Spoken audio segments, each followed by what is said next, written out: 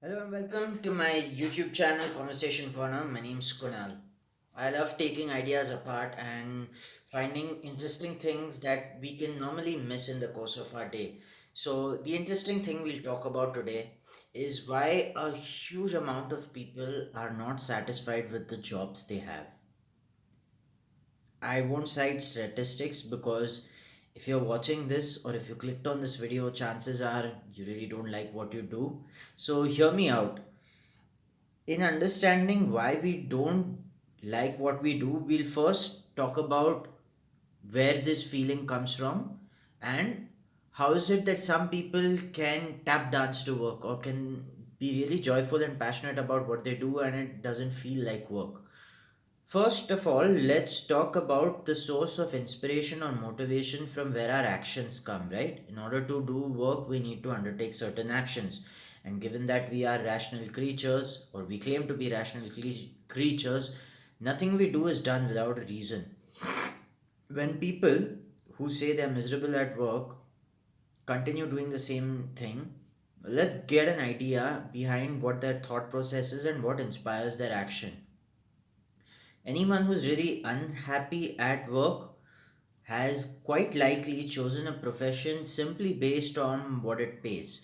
So, since you've chosen something completely based on what it pays, what your natural tendencies are and what the job demands of you may not coincide. Now, when what the job demands is not exactly the same as what you're good at or what you're built for, there's going to be friction. And what is friction? Friction is two opposing forces moving in different directions, right?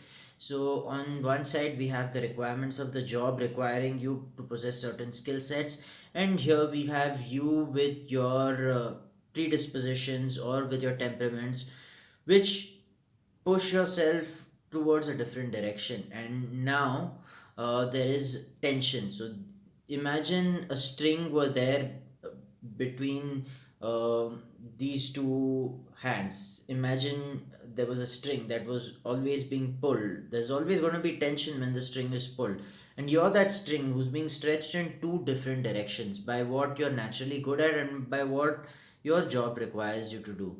This is the consequence of choosing a profession or a job purely out of greed or out of fear.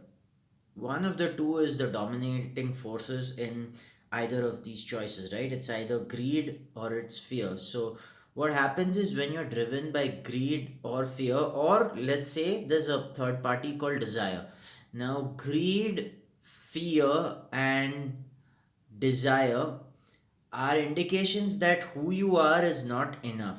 And since who you are is not enough, there's going to be an attempt to acquire yourself through a certain action, through a certain accomplishment. But no matter how much water you put into a bucket that has a hole, the bucket is never going to be full because the bucket has a hole. That is the flaw in the bucket itself. So, if the actions you take come from a point of greed, come from a point of fear, and come from a point of desire, what you are affirming to yourself is that you as a person are not enough as you are, right? So if you as a person are never enough as you are, no matter what action you take, you're never going to be enough. As I mentioned, if you have a bucket that has a large hole towards the bottom, no matter how much water you put into that bucket, the bucket isn't going to be full. Maybe you can put so much water into it that for some point in time it will have the appearance of being full, but sooner or later the water leaks and the bucket becomes empty again. So, this feeling of being inadequate is what is amplified when you take action from a point of greed, fear, and desire. All these three emotions are indicating that you lack something, and the only way to bridge that gap is to acquire something. In this case, the accomplishments to perform at that job or to get a new job, whatever the case may be. So, your day to day actions are driven from a sense of insufficiency, and when the day to day actions you take are driven from a sense of insufficiency, No matter how much you work, it's never going to be enough, because as I said, if the bucket has a hole at the bottom, no matter how much water you insert into the bucket, it's ultimately designed to leak. So this is the first side of the story of people who are currently miserable where they are. Now we know why they're miserable. Let's go to the other side of the bank and see what takes place here. Anything that gives you tremendous amount of joy also brings with it a full stop. Think about the happiest moments in your life. Were you thinking about something? Were you looking forward to something, or was what you looked forward to already there with you? In your most joyous moments, you are experiencing a full stop. You are experiencing yourself being in a certain place in time and space and enjoying that very experience, and you're not in a position of desire, greed, or fear. You're not desiring anything because you have what you want. You're not fearing anything because there's nothing to fear. And you're not greedy about anything because you're happy with what you have. Now, if that can be the source of inspiration and the starting point for most of what you do, no matter what you do, you'll feel that you've done justice to it. Now, you may get money and recognition for this, you may not get money and recognition for this, but since the source of that action that you had taken already had its foundations in completion, you are not going to hanker for the results of what you just did. So, if I were to give a very gross example, let's say the whole process of recording videos and uploading them to YouTube.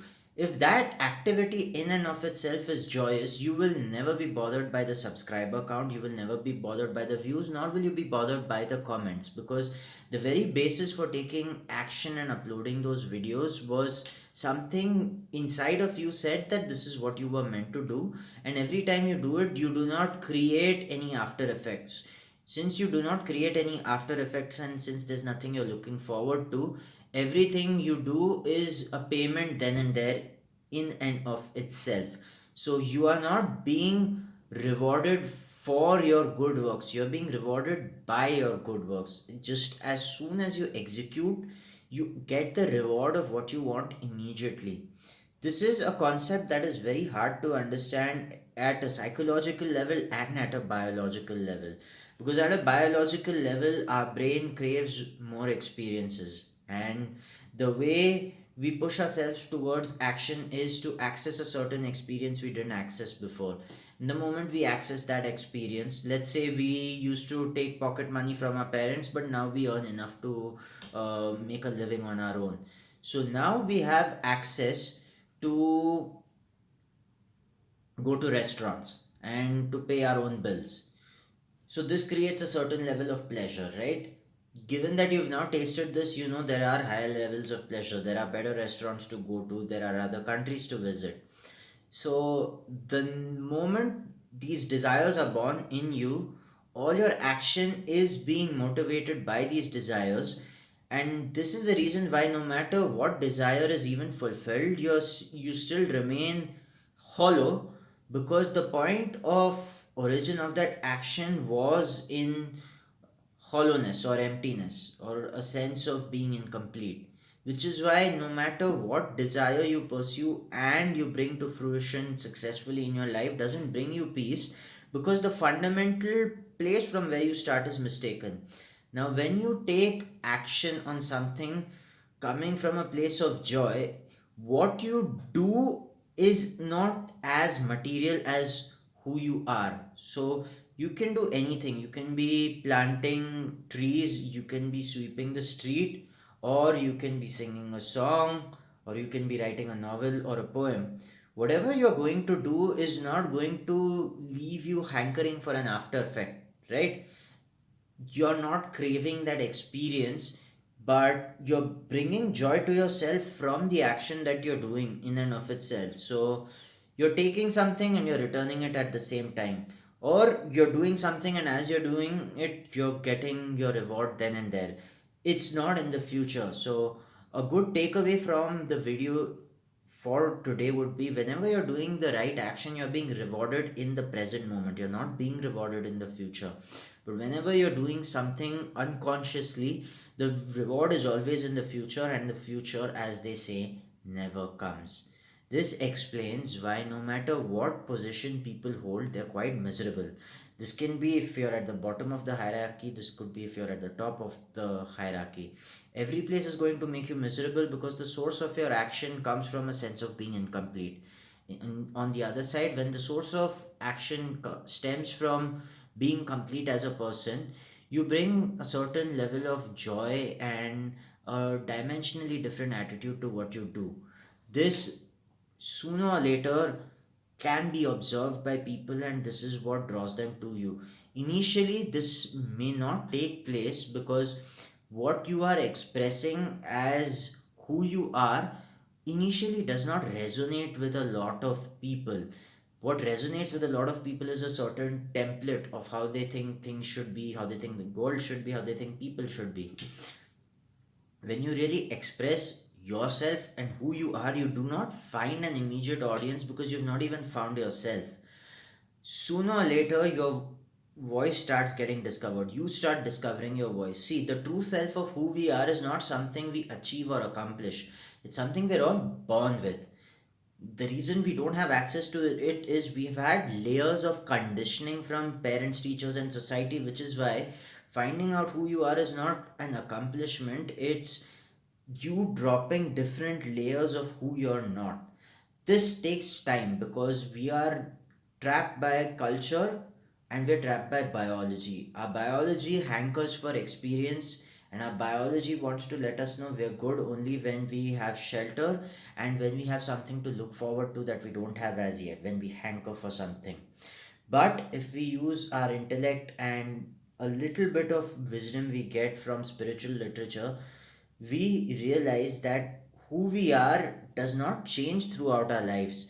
Our bodies and minds are subject to change, but our true self has never changed and will never change. It's just living in time space reality with this body and mind, which is why we see things to be so different. But this is not the truth of who we are, and if we can access that part of us which knows that it's complete and doesn't hanker for new experiences, we'll be setting ourselves on the path to joy. Most of us are not going to choose the path to joy because we've not had access to the amount of fame, money, or accomplishments we would like to have in life. So we will have to first learn those lessons, we will have to learn how useless these pursuits were, and then we might shift our base of energy. I hope this video was not too abstract. If there is a concept you didn't understand, let me know and I would be glad to explain this to you.